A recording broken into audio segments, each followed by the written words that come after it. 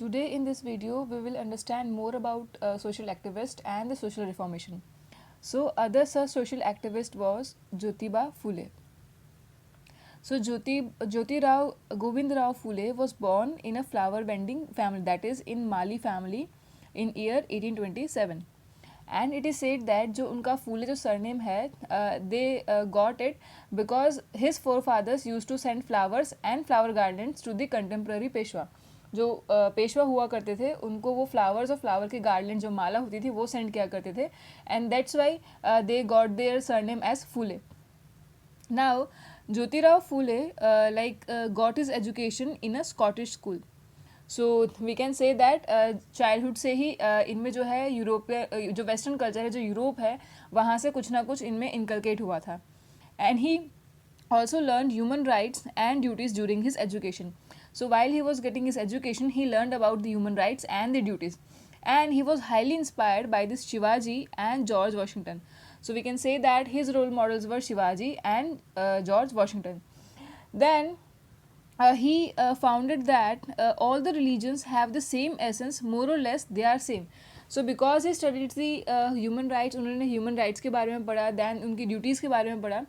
सो एक तो वो वहाँ से इंस्पायर हुए और दूसरे जो शिवाजी और जॉर्ज वॉशिंगटन थे वो उनसे इंस्पायर हुए. सो ये इंस्पिरेशन उनको लेके गया ह्यूमन राइट्स की तरफ. अब जब हम ह्यूमन राइट्स की बात करते हैं तो सर्टेनली हम कोई ह्यूमन को या जो सोसाइटी है हम उनको एक्सक्लूड करके काउंट नहीं करते हैं. सो इन अ वे रिलीजन भी जो है बीच में आता है. सो इन्होंने कहा कि जो रिलीजन है वो जो भी जितने भी रिलीजन्स हैं मोर और लेस उनका एसेंस जो है वो सेम है. सो मोर और less they are same. So we can say that जो रिलीजन है ऑलमोस्ट सभी का एक वो जीने का तरीका बताता है, एंड ऑल्सो जो रिलीजन है वो पीस प्रोपोगेट करते हैं. सो ही फाउंड दैट जो रिलीजन है जितने भी है सबका एसेंस सेम है, दे आर मोर और less similar. And then he was more focused on the problems of women and the underprivileged or the Dalit class of India. So his basic focus was on the women and the unprivileged Dalit class. So he tried his best to help Dalit for their rights, self-respect and the justice. So he used to work for Dalit and for their rights and for self-respect and the justice. And he worked hard to promote the women education in India. So we know that उनका main objective women और दलित class के लिए upbringing के लिए था, उनका promotion के लिए था. So for Dalit, what he used to do was he used to do hard work for their rights, self-respect and the justice. And women के लिए उनकी education के लिए उन्होंने काफ़ी कुछ किया था. So for the education of women, he started a girls' school in Pune in 1851. So in Pune in 1851 he started a girls' school, and he started a school for Dalit children later on in Maharashtra. And also he advocated remarriages of widows. So we no that अगर हमें women को जो है ऊपर लेकर आना, उनका status increase करना है, so first of all thing is जो उनका एजुकेशन है हमें उन पर वर्क करना होगा, और जो सोशल लेवल्स है वो हमें एंड करने होंगे. सो इन्होंने भी वही चीज़ ट्राई की. पहले एजुकेशन के लिए उन्होंने बहुत हार्ड वर्क किया विमेंस के लिए, and in fact for Dalit. And also he advocated री मैरिज ऑफ विडोज़. उन्होंने कहा कि जो विडोज़ है उनके पास राइट्स होना चाहिए री मैरिज का. लेटर ही फाउंडेड अ सत्यशोधक समाज. जो उन्होंने जैसे देखा जाए जो हमारे राजा राम मोहन रॉय थे उन्होंने ब्रह्मो समाज का एस्टेब्लिशमेंट किया था. सेम उस तरह से ज्योतिबा फूले ने जो है सत्यशोधक समाज एस्टेब्लिश किया था इन 1873. ओके, सो बेसिकली हम कह सकते हैं कि जो इनका ऑब्जेक्टिव था वो ये था to help the most unprivileged classes to get justice. So उनका जो main and the last objective was that कि उनको जो था अनप्रिविलेज क्लास जो है उनको जस्टिस दिलाना था. And also he founded many schools and orphanage for that. Apart from that he wrote many volumes जैसे कि धर्म तृतीया हो गया, धर्म तृतीया रत्न, इशारा, शिवाजी की जीवनी एंड गुलामगिरी. इस तरह के इन्होंने जो है वॉल्यूम्स लिखे. एंड ये जो वॉल्यूम्स थे जो बुक्स लिखी उन्होंने, इससे इन्होंने ये रिप्रेजेंट किया जो ब्राह्मण का जो डोमिनेंस है सोसाइटी के ऊपर वो इन्होंने इन सब बुक्स में दिखाया था. सो इस तरह से इन्होंने बुक्स लिख के भी जो है लोगों के बीच में जागरूकता के लिए ट्राई किया था. अपार्ट फ्रॉम दैट जो हंटर मिशन था, जो ब्रिटिशर्स का हंटर मिशन था, उसके अंदर उन्होंने प्ली करी थी कि जो ये क्रिश्चियन मिशनरीज़ है वो पैट्रियोटिज्म प्रोपोगेट नहीं कर रहे हैं, एंड ना ही जो उनका काम है वो सिर्फ एजुकेशन तक सीमित नहीं है. वी नो दैट जब क्रिश्चियन मिशनरीज जो हमारे ब्रिटिशर्स ने यहाँ पे इस्टेब्लिश की थी उनका एक मेन रीज़न यही था कि लोगों को जो है क्रिश्चियन रिलीजन के लिए कन्वर्ट करना. सो ये ज्योतिबा फूले थे, उन्होंने ये बोला कि जो क्रिश्चियन मिशनरीज है they are not propagating patriotism, they are not promoting patriotism, and also कि उनका जो वर्क है वो एजुकेशन तक लिमिटेड नहीं है. सो उनका इशारा कहाँ पे था कि वो इसके अलावा भी जो एक्टिविटीज़ कर रहे हैं वो आप उस पर ध्यान दीजिए. ऑल्सो बिकॉज वो इतने फेमस थे, so he was elected as a member of Pune municipal council. So because he was famous because of his immense work, so he was made member of Pune Municipal Council. And also जो मुंबई के जो लोग थे उन्होंने इनको महात्मा का title दिया था. And that's why from then on he was known as Mahatma Jyotiba Phule. And also जो ये ज्योतिबा फूले है वो अम्बेडकर एंड महर्षि कार्वे के जो थे वो गुरु थे. And apart from that, like his ideology, if we like conclude or if we summarize his ideology, so his ideology was based on that जो common religion है that is consisted of justice, equality and rationality and brotherhood. So what he said that कि जो religion है, जो common religion है, that would consist justice, equality, rationality and brotherhood. And because his work was so meaningful that you can see his work today also, and also spreading his ideology and doing such social reforms, he died on 28th November 1890. So this was all about Jyotiba Phule and the Satya Sudak Samaj and his ideology, what he believed. Now as you can see जो राजा राम मोहन रॉय थे वो भी जो थे western culture से inspire थे, western ideology से inspire थे. एंड जो ज्योतिबा फूले थे उनकी एजुकेशन जो स्कॉटिश स्कूल में हुई थी. And also he read about human rights and duties. So we can say that इनका भी इंस्पिरेशन जो था वो वेस्टर्न कल्चर और वेस्टर्न आइडियोलॉजी के ऊपर से आया था. नाउ एज वी नो दैट कि जो ये वेस्टर्न कल्चर के थ्रू जो सोशल रिफॉर्मेशन हो रहे थे तो वहाँ पे कुछ और सोशल एक्टिविस्ट थे जिन्होंने जो इंडियंस हैं उनको जो उनके कल्चर है उनके फंडामेंटल वैल्यूज़ पे लेके गए एंड उससे जो है सोशल रिफॉर्मेशन के लिए ट्राई किया. सो ऐसे ही एक एक्टिविस्ट थे जिनका नाम था Swami Dayanand Saraswati. And he founded Arya Samaj. Arya समाज आज भी बहुत फेमस है एंड उनके फाउंडर कौन थे? स्वामी Dayanand Saraswati. So let us understand about Swami Dayanand Saraswati. So Swami Dayanand Saraswati was born in 1824 in Sanatani Brahmin family. So he used to belong to Brahmin family and he was born in a village called Tankara near Morbi town in Gujarat. So he was born in Gujarat. Now basically his childhood name was Mool Shankar. But what happened? Now we will see the story from which he got his name Swami Dayanand Saraswati. सो एक बार क्या हुआ, ये शिवरात्रि के time पे मंदिर visit कर रहे थे एंड वहाँ पे इन्होंने देखा एक माउस था, एक चूहा था जो कि शिवलिंग पे से प्रसाद उठा के लेके जा रहा था. सो वहाँ पे ये थॉट में पड़ गए कि अगर भगवान ही खुद की प्रॉपर्टी को बचा नहीं पा रहे हैं तो वो दूसरों को कैसे बचाएंगे. सो ये इंसिडेंट उनकी लाइफ में टर्निंग पॉइंट रहा एंड ही थॉट कि अब ट्रुथ को ढूंढना ज़रूरी है. So he went on for the search of the truth and he left his home. And also he did not believe in idolatry और rituals. So because he saw that incident he felt कि भाई भगवान ही जब खुद के जो property उनको बचा नहीं पा रहे तो दूसरे को कैसे बचाएंगे. तो ये जो ट्रुथ की जो उनके अंदर क्यूरियोसिटी जागी तो उस वजह से वो जो है सच की खोज में निकल गए. अब इसके साथ में क्या हुआ, इन्होंने जो है आइडोलेटरी जैसे कि जो मूर्ति पूजन होती है वो छोड़ दिया एंड ऑल्सो जो रिचुअल जो हम फॉलो करते हैं उन्होंने वो भी छोड़ दिया. सो ये इन दोनों चीज़ में बिलीव नहीं करते थे. So for 15 years he visited many parts of our country. He learned yoga. So after 15 years he received diksha from Purnanand Swami and he was turned into Dayanand from Mool Shankar. So ऐसे जो उनका नाम था स्वामी दयानंद सरस्वती वो उनको यहाँ से मिला बिकॉज आफ्टर जब उन्होंने दीक्षा ले ली तो उनका मूल शंकर से नाम चेंज करके दयानंद कर दिया गया. Now he received his education from Swami Virjanand in Mathura. So इनकी जो एजुकेशन थी वो स्वामी विरजानंद ने दी थी इनको in Mathura. And in addition he visited Delhi and Punjab and वहाँ पे ही फाउंडेड आर्य समाज इन 1875.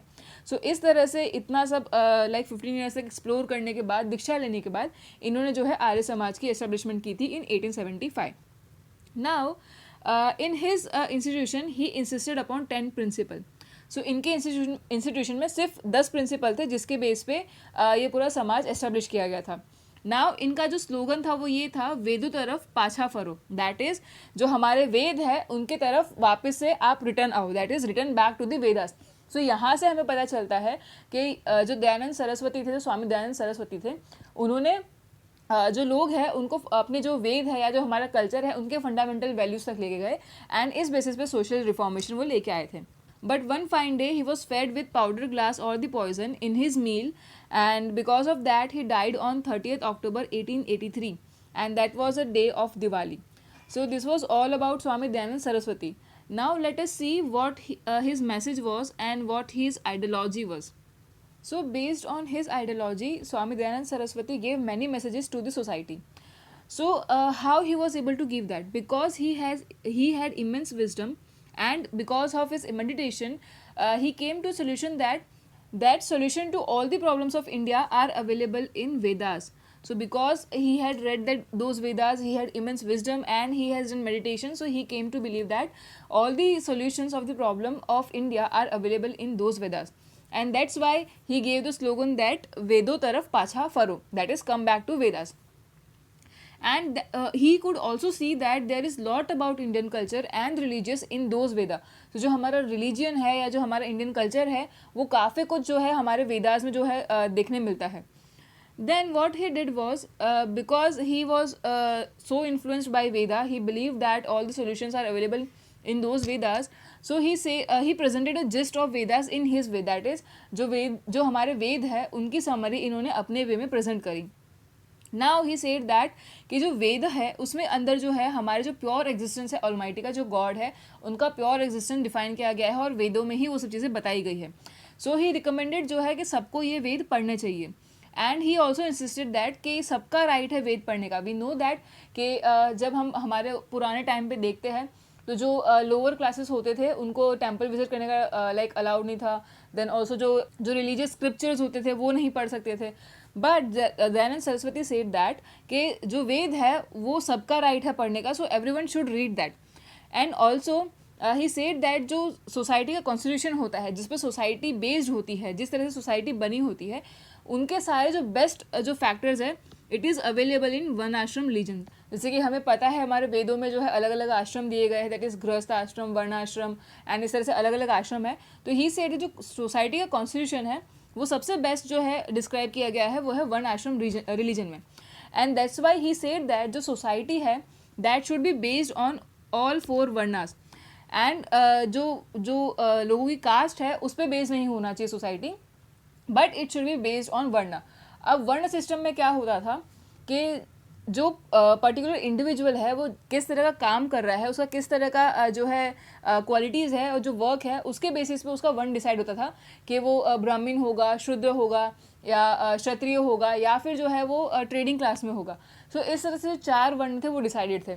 बट हुआ क्या, जैसे जैसे टाइम निकला, जैसे जैसे चेंजेस आए सोसाइटी में, सो सोसाइटी में एक चेंज आ गया कास्ट सिस्टम का. दैट इज़, आपने जिस फैमिली में बर्थ लिया है, जिस फैमिली में आप बॉर्न हुए हो, आपकी वो कास्ट हो जाएगी रेदर देन वर्क.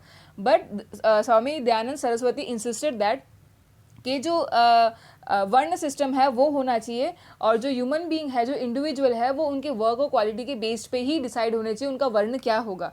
सो अगर फॉर एग्जांपल अगर कोई जो इंडिविजुअल है बहुत ही इंटेलेक्चुअल है, बहुत ही इंटेलिजेंट है, तो उसको है ब्राह्मण वर्ण में इंक्लूड करना चाहिए. वाइल अगर कोई जो है बहुत ही लाइक ट्रेडिंग में एक्सपर्ट है तो उनको उस वर्ण में इंक्लूड करना चाहिए. तो इस तरह से उन्होंने बोला कि वर्क और क्वालिटी के बेस पे वर्ण के सिस्टम पे उनको डिवाइड होना चाहिए, सोसाइटी उस बेस पे होनी चाहिए rather than caste system. And he also insisted that कि सभी रिलीजन को जो है वेद पढ़ने के लिए अलाउ करना चाहिए. That is all religion should be allowed to read the Vedas. So he insisted that also. And also हमने से देखा जो स्वामी दयानंद सरस्वती थे उनका जो आर्य समाज है वो बेसिकली 10 प्रिंसिपल प्रमोट करता था. अभी जो 10 प्रिंसिपल्स थे उन्होंने वो सारे राइटिंग में एक्सप्लेन किए इन सत्यार्थ प्रकाश, जो उनकी बुक है उनके अंदर उन्होंने ये चीज़ें जो है लिखी थी. इसके अलावा जो हमारे सोसाइटी में जो इविल फैक्टर्स थे, जो कंटेम्प्रेरी उस टाइम के जो रिलीजन में इविल फैक्टर्स थे वो उनके अगेंस्ट में थे. And also he like protested against this superstitious mentality, जो अंधविश्वास जो उस टाइम पर जो लोगों में चला आ रहा था, जो रिलीजन में डेवलप हो गया था, he use to protest that also. And वो किस तरह से प्रोटेस्ट करते थे, ये जो सुपरस्टिशियस है, जो सुपरस्टिशंस जो लोगों के बीच में था या जो इविल्स है सोसाइटी के, वो उनको वेदास के बेस पर रिफ्यूट करते थे कि वो उनको दिखाते थे देखो वेदास में कहीं पे मेंशन नहीं है, इस तरह से ये चीज़ नहीं है. एंड इस तरह से वो उनको रिफ्यूट करते थे एंड वो जो है प्रूफ सारे वेदास से ही देते थे.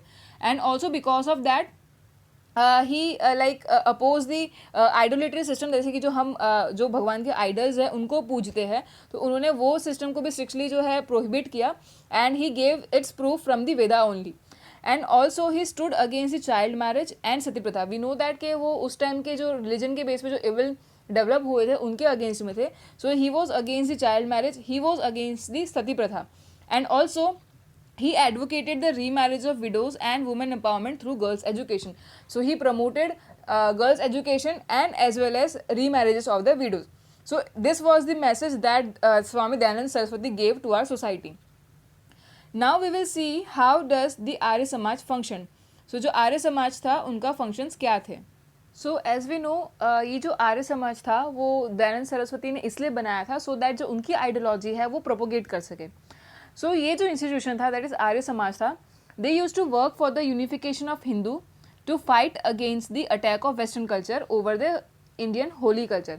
सो इनका एक क्या था कि जो वो हिंदूज थे उनको यूनिफाई करते थे, उनको वो साथ लेकर आते थे so that they can fight against the western culture that is hovering a problem over the Indian holy culture. So ये किस तरह से करते थे, उनको प्रोपेगेट करते थे, उनको जो है समझाते थे, एंड ऑल्सो सो दैट कि जो हिंदू है वो यूनिफाई हो सके. They started a movement called शुद्धि चलवल. अभी शुद्धि चलवल का मतलब क्या हुआ, उसमें क्या करते थे, जो हिंदूज जो थे जो दूसरे रिलीजन में कन्वर्ट हो गए थे, they use to convert them back to the Hinduism. So इस तरह से एक तो ये आर्य समाज का काम हो गया. उसके अलावा they use to fight against child marriages.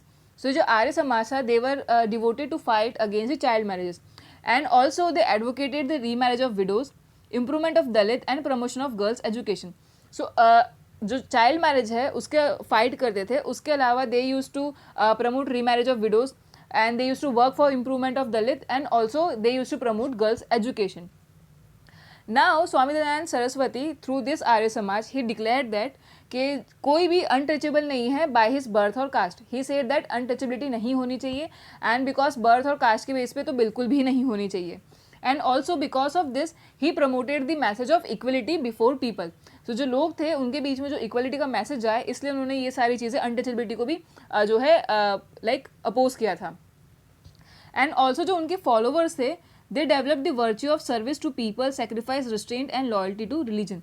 सो इनके फॉलोवर ने क्या किया, जो लोग हैं उनके बीच में उन्होंने जो है सर्विस प्रोवाइड की, एंड उसके थ्रू उन्होंने प्रोपोगेट किया कि जो लोग हैं उनको sacrifice, restraint and loyalty to religion होना चाहिए. मतलब जो रिलीजन के लिए सेक्रीफाइस कर सके, रिस्ट्रेंट कर सके, एंड ऑल्सो जो है लॉयल रह सके, उन्होंने ये चीज़ें प्रोपोगेट की. Now if we talk about certain prominent leaders like Lala Lajpat Rai, then Swami Shraddhanand, Pandit Gurudutt and Lala Hansraj. तो ये भी जो है इन्होंने भी काफ़ी जो है अपनी एक्टिविटीज़ प्रोवाइड की थी, और जो है जो इन्होंने काफ़ी एक्टिविटीज़ अंडरटेक की थी in this institution. So if you talk about Lala Hansraj, तो उन्होंने एक Dayanand Anglo Vedic college start किया था in Lahore in 1889. Then Swami Shraddhanand started a gurukul called Kangri gurukul in 1902 in Haridwar. And ये जो गुरुकुल थे they had important task of promoting higher education and women education in that area. तो जहाँ पे ये गुरुकुल शुरू हुए तो उन्होंने एक इंपॉर्टेंट टास्क किया, दैट इज़ कि जिन्होंने हायर एजुकेशन प्रमोट किया, and also they started promoting women education in that area जहाँ पे ये शुरू हुए थे.